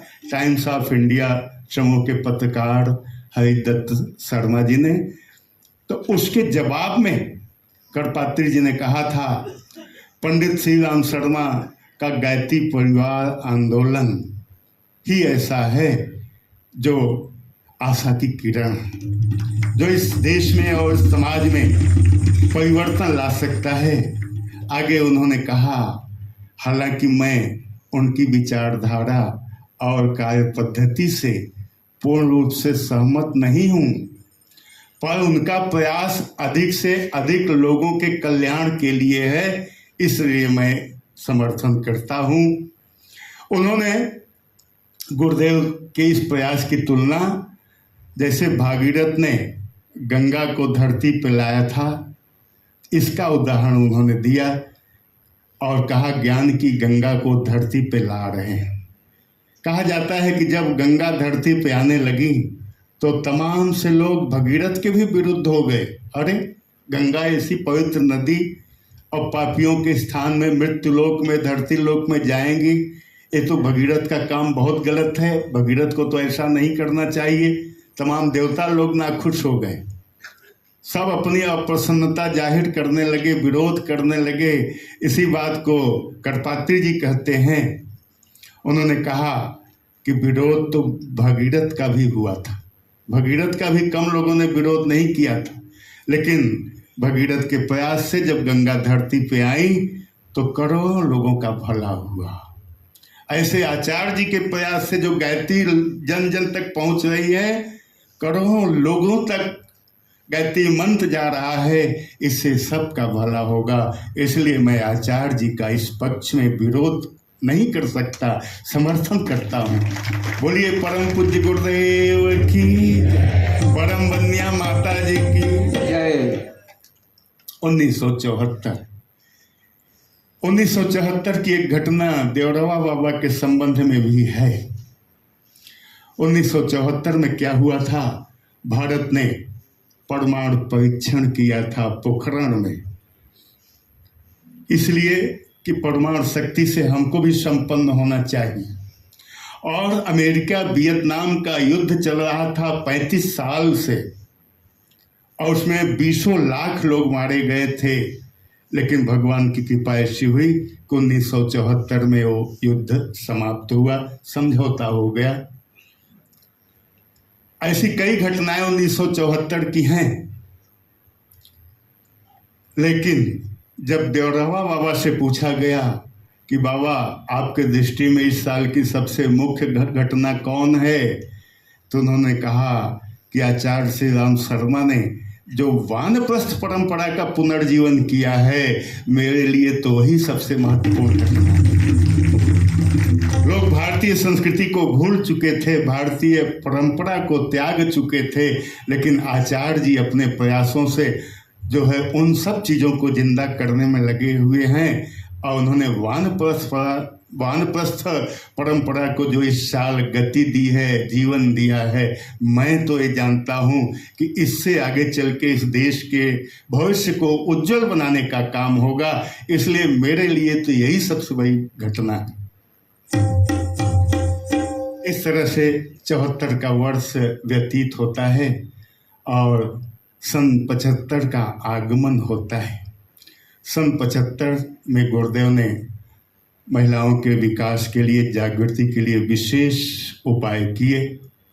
देव कन्याओं का प्रशिक्षण होने लगा। देव कन्याओं का प्रशिक्षण इसलिए हो रहा था कि उनको देश में भेजा जाए और नारी जागृति का संदेश लेकर वे जाएं।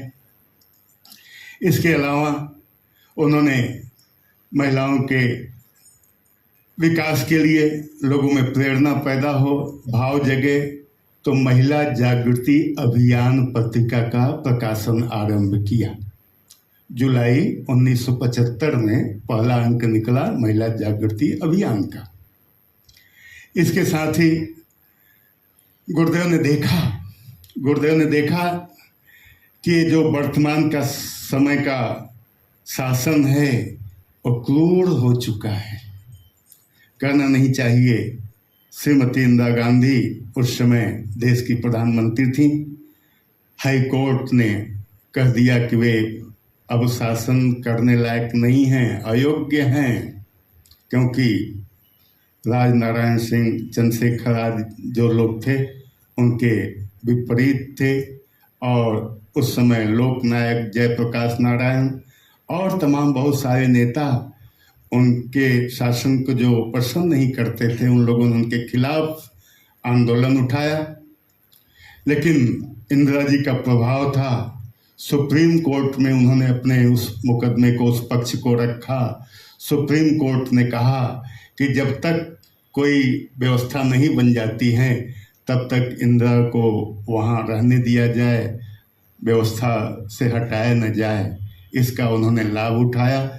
और लाभ क्या उठाया? पूरे देश को 25 जून 75 को इमरजेंसी में झोंक दिया। इमरजेंसी देश में लग गई, सारे लोग उससे प्रभावित होने लगे। और जब सब प्रभावित होने लगे तो अपना मिशन भी भला कैसे बचता। अपने मिशन के लोगों को भी लोग सताने लगे। बिलासपुर, छत्तीसगढ़ और जगह जगह ऐसी घटनाएं सुनने में आती थी कि गायत्री परिवार के वानप्रस्थियों को, कार्यकर्ताओं को भी लोग जेल में डालने लग गए, सताने लग गए। एक जो है रामायण के सत्य को करके गए थे, बड़े मस्त फकीर बाबा थे, रामायण की कथा कहते थे। और उन्होंने कहा जो है रामायण के प्रसंग में कि लंका का जो अधिपति था रावण, वो जो है बहुत अत्याचारी था, लेकिन हनुमान जी गए तो सारी उसकी लंका को जला डाला। अब लंका तो रावण की जली, लेकिन उस समय के शासन के पुलिस अधिकारियों को पता लगा जैसे कोई जो है यहाँ की लंका किसी ने जला दी हो। उन लोगों ने उनको गिरफ्तार कर लिया कि आपकी भाषा में तो उकसावे वाली बात है, आप तो उकसाने वाली भाषा बोल रहे हैं, ऐसा क्यों बोल रहे हैं। वो बेचारे जेल में चले गए, और जब जेल गए तो वहाँ भी वो ऐसा ही कथा सुनाने लगे। जेल वाले उनसे घबरा गए कि कहाँ से आदमी आ गया, और अंत में उन लोगों को छोड़ना पड़ा। ऐसी कई घटनाएं हैं। और तपोभूमि में क्या हुआ, 75 का जो प्रभाव यहाँ दिखाई दिया और अखंड ज्योति संस्थान में दिखाई दिया, उसे भी आप सुन लें। अखंड ज्योति से, अखंड संस्थान से पत्रिका प्रकाशित होती है। वहाँ जुलाई 1975 की पत्रिका प्रकाशित हुई तो भगवान कृष्ण हाथ में चक्र लिए हुए हैं और कुछ रुंड मुंड नीचे पड़े हैं, कुछ सेना के लोग दिखाई दे रहे हैं। ऐसा लग रहा है जैसे भगवान ने अपने चक्र से जो है स्थिति को बदलने का बिल्कुल संकल्प ले लिया। अब उस समय की गवर्नमेंट को यही बुरा लग गया कि जो है ये तो युद्ध वाली बात निकाल रहे हैं, अपने मुखपृष्ठ पे दे रहे हैं, पत्रिका के ऊपर छाप रहे हैं। और युग निर्माण योजना में क्या गलती निकाली गई कि भाई एक लेख ऐसा था जो अहिंसा पे था, वो गांधी जी का लेख, लेकिन पता नहीं कैसे सूचना विभाग के जो जिला स्तर के अधिकारी थे उन लोगों ने उसका गलत अर्थ निकाल लिया और कहा कि भाई नहीं, ये तो हिंसा का द्योतक है, सूचक है। अब गुरुदेव तक खबर गई कि गुरुदेव दोनों पत्रिकाओं पे बंधन लगने वाला है और ये दोनों पत्रिकाएं गवर्नमेंट यहाँ का जिला प्रशासन कह रहा है कि अब छपेंगी नहीं। गुरुदेव ने कहा कुछ नहीं होगा, सब सही हो जाएगा। और पत्रिका ले लेके आदरणीय पंडित जी, आदरणीय भाई साहब दोनों गए और जिला सूचना अधिकारी थे और बड़े सज्जन व्यक्ति थे। उन्होंने कहा कि देखिए, मैं जानता हूं कि गायत्री परिवार कभी कोई ऐसी गलती नहीं करता, ऐसी गलती कभी नहीं करता, इसलिए आप लोग निश्चिंत रहिए। इस समय हम लोगों को आदेश है ना, जो आदेश है उसके पालन के अंतर्गत हम लोग ऐसा करते हैं। सभी अन्य पत्र पत्रिकाओं के लिए तो यह नियम बनाया गया था कि छपने के पहले पूरा मैटर दिखाएं, हर लेख को दिखाएं, हर लाइन को बताएं, कुछ भी जो देना है उससे पहले हमारे यहाँ दिखा लें, जब पास हो जाए तब ले जाके छपाएं। लेकिन अखंड ज्योति के लिए, युग निर्माण के लिए उन लोगों ने कहा नहीं, आप लोग मैटर निकालिए, लेख निकालिए, छाप पी लीजिए, टाइप कर लीजिए, लेकिन छापने के पहले एक बार दिखा दीजिए, बस, बाकी कुछ नहीं करना। तो ऐसा हुआ। गुरुदेव अनीति को नहीं सहते थे। अनीति जहाँ भी होती थी, चाहे जो करने वाला हो उसका वो प्रतिरोध करते थे, विरोध करते थे। उस समय की इमरजेंसी का विरोध गुरुदेव ने भी किया। जब गुरुदेव आगरा में थे तो वहाँ थियोसॉफिकल सोसाइटी में जाते थे। तो थियोसॉफिकल सोसाइटी में जब जाते थे तो वहाँ उनका ध्यान चलता था, प्रवचन चलता था, तो गुरुदेव भाग लेते थे। लेकिन जब आज़ादी की बात कोई आती थी तो लोग चुप, कोई जैसे चर्चा ही नहीं करनी है। गुरुदेव ने एक दिन पूछा, उन्होंने कहा भाई आप लोग धर्म को मानते हैं, अध्यात्म को मानते हैं, लेकिन जब कोई देश की आज़ादी की बात आती है, कोई प्रसंग आता है, तो आप लोग चुप क्यों हो जाते हैं। उन्होंने कहा भाई ये धर्म की बात यहाँ चलेगी और राजनीति की बात यहाँ नहीं होनी चाहिए, राजनीति से हम लोग बहुत दूर हैं। गुरुदेव ने कहा कि यदि आप लोग राजनीति से दूर हैं और देश की आज़ादी आपके लिए महत्वपूर्ण नहीं है तो मैं इस संगठन में नहीं रह सकता। और उसी दिन उस संगठन से वे निकल के आ गए, फिर दोबारा नहीं गए। बोले देश की आज़ादी के लिए काम करना है और देश के लिए हित में हमें जीना है और देश का ध्यान नहीं। आज भी लोग राजनीति के नाम से नाक बहुत सिकोड़ते हैं, नहीं राजनीति नहीं, बहुत दूर रहो, राजनीति की तो बात मत करो। क्यों नहीं भाई, अगर आप राजनीति से दूर रहेंगे, सही प्रशासक नहीं चुनेंगे, सही आपका प्रतिनिधि नहीं होगा, सही शासन व्यवस्था नहीं होगी, तो जो कुछ आप आसानी से आज कर लेते हैं कर लेंगे, नहीं कर पाएंगे। इसलिए गुरुदेव कहते थे कि हमेशा इस देश में राजनीति का, शासन का और जो है योगी ऋषि मुनियों पुरोहितों का संबंध और समन्वय रहा है। हमेशा दशरथ कुल को, दशरथ जी को और सबको वशिष्ठ जैसे मुनि मार्गदर्शन देते थे। तो ऐसे वशिष्ठ जैसा जो है काम होना चाहिए, अध्यात्म वालों को उसे करना चाहिए। राजनीति गंदी नहीं है, गंदे वे लोग हैं जो राजनीति में रह के अपने स्वार्थ की पूर्ति के लिए जीते हैं और गलत काम करते हैं। ते 1975 का प्रसंग है और इसके प्रसंग के आगे और कोई बात हो उसके पूर्व एक छोटा सा भजन आप लोग सुने।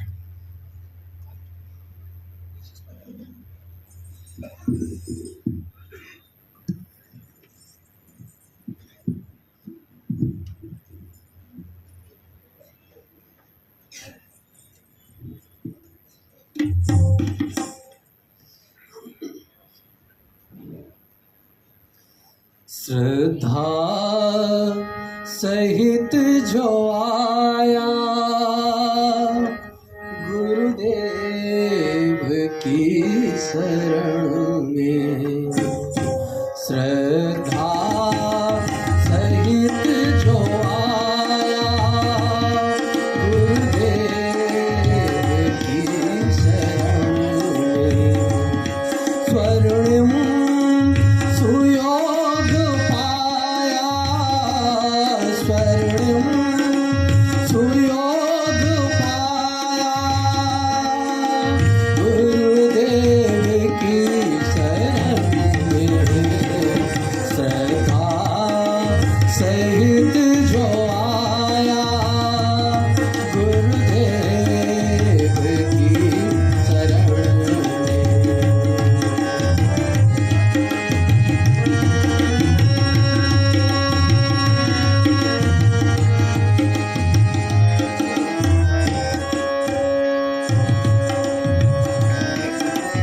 गुरुदेव से जुड़ा जो मन से विमल बना है, गुरुदेव से जुड़ा जो मन से विमल बना है, कल जो रहा मरुस्थल शीतल सजल बना है, सूखे हुए हृदय में, सूखे हुए हृदय में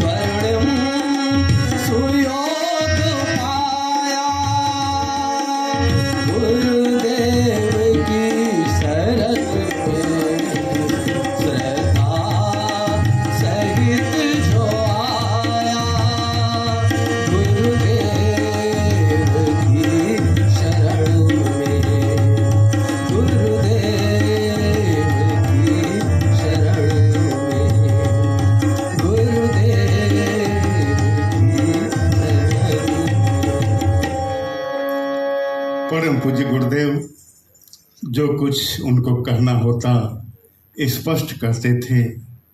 जब इंदिरा गांधी प्रधानमंत्री बनी तो कुछ लोगों ने कहा, गुरुदेव ये पश्चिमी सभ्यता में पली बढ़ी हुई महिला इस भारत देश के लिए क्या कर सकती है।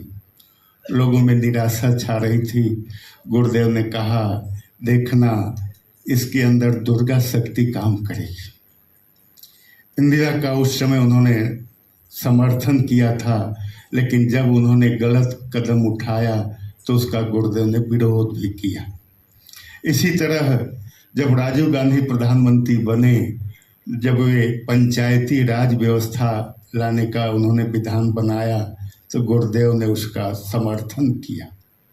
इस तरह से शासन की गतिविधियों पे, शासनकर्ताओं पे उनकी दृष्टि होती थी और जब जैसा उनको उचित सलाह देना होता था देते थे, परामर्श कोई लेता था तो उसे देते थे। एक मंत्री आए और उन्होंने कहा, गुरुदेव आप जो है नारी विकास के लिए इस साल 4 सूत्र दिए हैं और हम कांग्रेस के लोग भी ऐसा करना चाहते हैं। गुरुदेव ने कहा कि भाई नकल भी करना तो अकल लगा के करना। गुरुदेव ने कौन कौन सा सूत्र दिया था कि भाई महिलाओं का विकास हो और युवक युवतियों का विकास हो, समाज में जो है स्वावलंबन की प्रवृत्ति आए। ऐसे करके जब उन्होंने 4 सूत्र दिए तो एक सूत्र ये था कि जनसंख्या का नियमन हो। लोग जनसंख्या न बढ़ाएं तो अच्छी बात है, लेकिन दुर्भाग्य की बात है कि उस समय युवा कांग्रेस के एक प्रमुख थे और उन्होंने इसी एक बात को पकड़ लिया कि जनसंख्या का नियमन होना चाहिए और जबरदस्ती नियमन के चक्कर में नसबंदियां होने लग गईं। जनता आक्रोश में आ गई और अंत में पराजित होना पड़ा उस दल को जिसने जबरदस्ती ये करना चाहा था। लेकिन गुरुदेव की अपेक्षा ये थी कि आज नहीं तो कल इस देश की शासन व्यवस्था में ऐसे लोग आएंगे जिनके हृदय में भारतीय संस्कृति और भारतीय धर्म के प्रति आस्था होगी, विश्वास होगा, उसके लिए जी जान लगाने के लिए तैयार होंगे। उनकी आशा टूटी नहीं थी। 1976 में ही उन्होंने एक विधि दी, गायत्री साधना की। उस विधि को लेके कहते हैं फिर करपात्री जी के मन में कुछ असमंजस हुआ तो डोंगरे महाराज उस समय के बहुत अच्छे कथावाचक थे। डोंगरे महाराज जी बताते हैं कि उन दिनों में करपात्री जी ने क्या किया, उस विधि को वो ले गए और अन्य विधियों को ले गए काशी विश्वनाथ के मंदिर में उन्होंने रखा। तो जैसे आज से 450 साल पहले तुलसीदास जी के समय वो घटना घटी थी कि उन्होंने रामायण को सबसे नीचे रखा था और रामायण रामचरितमानस सबसे ऊपर आई और उसमें भगवान शिव ने दस्तखत किए। उसी तरह गुरुदेव की जो विधि थी उन सभी विधियों में सबसे ऊपर पाई गई। अभी बात बहुत रहस्यपूर्ण है, गुप्त है, इसकी कहीं कोई चर्चा नहीं है, लेकिन ये लिखित रूप में है कि ऐसा हुआ। फिर जो है उन्हें विश्वास हुआ कि नहीं, आचार्य जी की जो विधि है वो ठीक है। और आर्य समाज का एक बहुत बड़ा प्रकाशन था अजमेर में, वहाँ से विदेह जी थे, वो जो है जिन्होंने कि चारों वेदों का भाष्य किया था। उन्होंने जब उस विधि को देखा तो आचार्य जी का समर्थन किया। इसी बीच ओशो, जिनका बहुत नाम हो रहा था, भगवान रजनीश, आचार्य रजनीश, उनको लगा कि आचार्य जी से तो हम सहमत नहीं हैं, लेकिन आचार्य जी में जो अच्छाइयाँ हैं उसे तो हम स्वीकार कर सकते हैं। उन्होंने अपने एक सहयोगी योग भारती को गुरुदेव के पास भेजा। शांति कुंज में आए क्योंकि उनको मालूम था कि गुरुदेव ने आर्य स्वांगमय का भाष्य किया है और वेद उपनिषद कोई भी उनसे बाकी नहीं रहा है। तो योग भारती आए, गुरुदेव ने उनको अपने ढंग से मार्गदर्शन दिया कहते हैं उससे ले जाके उन्होंने ओशो को बताया और ओशो के प्रवचन की दिशा धारा ही बदल गई। उनके हर प्रवचन में उपनिषद की बात, वेद की बात आने लग गई। और उन्होंने गायत्री मंत्र पे एक विख्यात प्रवचन दिया है जो आज भी उनका है। इतना अच्छा बोला है, जो ओशो गायत्री मंत्र का विरोध कभी किया करते थे, उन्होंने जब गुरुदेव के माध्यम से मार्गदर्शन पाया तो गायत्री मंत्र पे उन्होंने जितना अच्छा बोला कि लोगों को लगा कि गायत्री मंत्र की ऐसी महत्ता है, इतना महत्वपूर्ण। इस तरह से गुरुदेव का कार्यक्रम आगे बढ़ता चला गया। आनंद स्वामी का प्रसंग आप सब जानते हैं कि उन्हीं दिनों में आनंद स्वामी जी आए, हरिद्वार के एक आश्रम में ठहरे थे। गुरुदेव को उन्होंने बुलाया तो गुरुदेव गए, वहाँ उनसे मिले। कहते हैं 25 साल बड़े थे उम्र में आनंद स्वामी, लेकिन गुरुदेव को प्रणाम करना चाहते थे, गुरुदेव उनको करते थे। कितना दोनों में आत्मीय संबंध था। उनको लोग धमकाते थे आनंद स्वामी को कि आप आज समाजी होके मूर्ति पूजक आचार्य श्री राम के पास जाते हो, वहाँ गायत्री मंदिर में पूजा करते हो, मूर्ति को शीश झुकाते हो, ये गलत है, इसका तो दंड होगा, पाप लगेगा। उन्होंने कहा कोई भी दंड लगे, कोई भी पाप हो, आचार्य जी ने जो हमें पथ दिखाया है उसके लिए तो मैं उन्हें गुरु तुल्य सम्मान देता हूँ और सम्मान देता रहूँगा। बोलिए परम पूज्य गुरुदेव की। इस तरह से 1976 का समय व्यतीत हुआ। उसी सन में गुरुदेव ने मिशन के लोगों के जो दोष पाप थे उसके परिमार्जन के लिए 24 दिन का जल उपवास अक्टूबर महीने में किया था। 77 का जो समय आया, 77 में गुरुदेव ने आगे के काम के लिए निश्चय किया कि क्या करना है, कैसे करना है। देव कन्याओं की टोली पूरे देश में जा ही रही थी और युग निर्माण योजना का जो स्वरूप पत्रिका का चल रहा था उसे कुछ दिनों के लिए उन्होंने बदला और युग शक्ति गायत्री के रूप में प्रकाशन आरंभ हुआ। कुछ दिनों तक युग शक्ति गायत्री हिंदी पत्रिका छपी है, उसके बाद वो बंद कर दी गई। युग शक्ति गुजराती अभी भी छपती है, छप रही है। 78 का समय विशेष आया। 78 में गुरुदेव ने योजना बनाई कि हमको ब्रह्मवर्चस्व की स्थापना करनी है, अध्यात्म विज्ञान का समन्वय करना है। आदरणीय डॉक्टर साहब शैल दीदी सहित शांति कुंज में आ चुके थे, तो उनको देखते हुए उन्होंने ब्रह्मवर्चस्व शोधशाला की स्थापना की नींव रखी और 3 जून 1979 को गायत्री जयंती के दिन उद्घाटन किया गया। ब्रह्मवर्चस्व शोध संस्थान की स्थापना हुई। इसके ही साथ साथ शांति कुंज से लगी हुई जमीन को लेके गुरुदेव ने गायत्री नगर का नाम देते हुए एक कॉलोनी बसाई, बस्ती, जिसमें कि वहाँ के लोगों को रहने के लिए, प्रशिक्षण पाने के लिए आवेदन किया गया। उनके लिए पत्रिका में अनुरोध निकाला गया कि आप लोग आएँ जो सेवाभावी हों, जिनके ऊपर जिम्मेदारियां कम हों, जो मिशन का काम करने में आस्था रखते हों, ऐसे लोगों को बुला के गायत्री नगर में बसने के लिए निमंत्रण दिया गया। इस तरह से एक विख्यात घटना उन दिनों में घटी, आप लोगों का ध्यान शायद जा रहा होगा, स्काई लैब की घटना। अमेरिका ने एक अंतरिक्ष स्टेशन स्थापित किया था और उसकी अवधि थी कि ये स्टेशन जो है काम करेगा लगभग 85 तक, लेकिन वो स्टेशन जो है किसी कमी के चलते टूटकर धरती की तरफ आने लगा। पूरी दुनिया में हाहाकार मच गया कि स्काई लैब जो है वो सैकड़ों टुकड़ों में गिरेगा और जहाँ गिरेगा वहाँ जनधन की हानि करेगा। लोग घबरा गए, किसी को कोई उपाय नहीं सूझ रहा था। गुरुदेव ने कहा कि जो उपाय किसी के पास न हो वो उपाय गायत्री परिवार के पास है। गुरुदेव ने गायत्री परिवार के परिजनों से कहा कि आप लोग इस यान संकट के निवारण के लिए उपासना कीजिए अनुष्ठान कीजिए।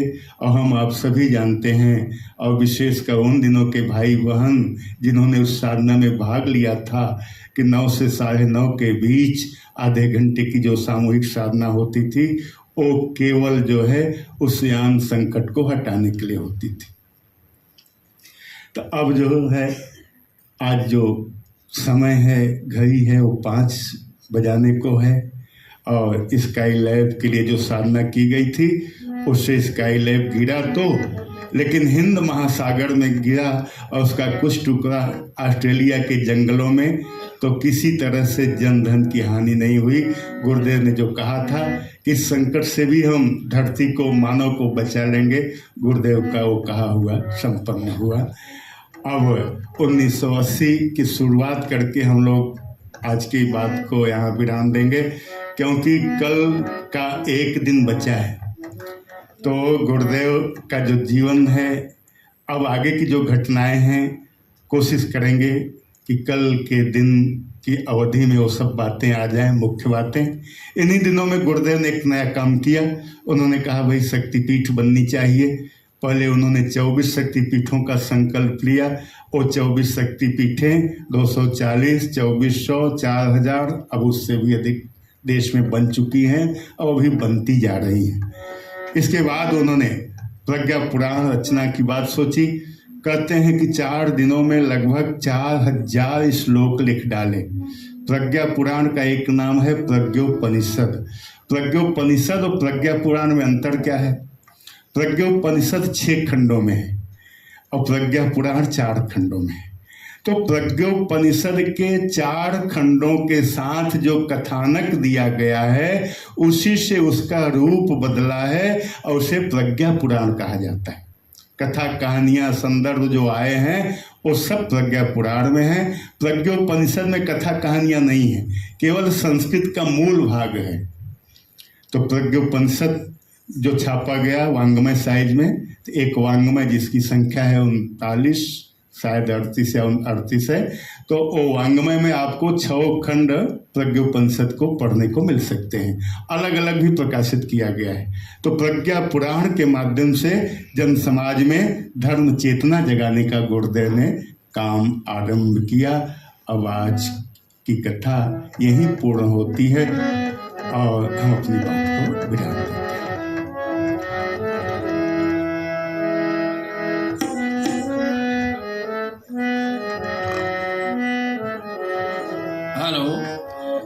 सम्मानित श्री सुषण पांडे साहब, श्री प्रणव शर्मा साहब एवं श्री विजयवर्गीय जी आरती के लिए पधारने की कृपा करें। आरती चल गई है, आप सभी भाई बहन कृपा करके खड़े हो जाएं।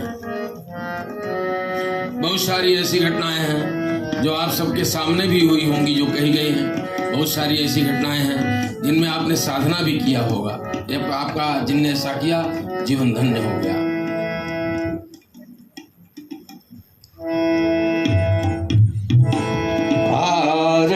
श्री सद्गुरु चरणन के तन मन धन संताप समन के। आरती श्री सद्गुरु चरणन के तन मन धन संताप समन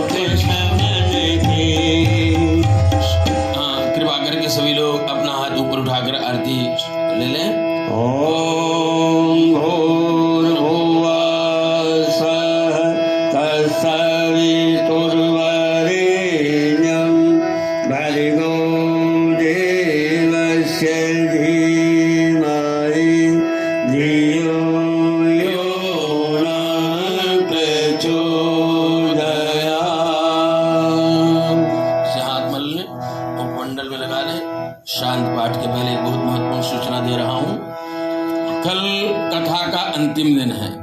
कल दिन की कक्षा का भी माने पूरे दिन की कक्षाओं का भी अंतिम दिन है। परसों केवल विदाई की कक्षा होगी, परसों नहीं बल्कि 23 तारीख को। और 22 तारीख को जैसा कि हमने पहले बताया आप लोगों को अवकाश रहेगा। जिन लोगों को आमलखेड़ा जाना होगा नाम लिखा दिया है ठीक है, और नहीं लिखाया हो तो नाम लिखा कर पैसा जमा कर देंगे। जिनका पैसा जमा होगा उन्हीं लोगों को आमलखेड़ा भेजते हैं। पिछले बार एक सज्जन ऐसा आ गए कि हमारे को गुरुजी ने भी साधना के समय कह दिया कि आमलखेड़ा जाना है, गाड़ी में जगह नहीं थी, बहुत परेशान किया, अंतोगत तक खड़ा करके दूसरे पर और कहीं सीट पर बैठ के ही जाने का आदेश है गुरुजी का।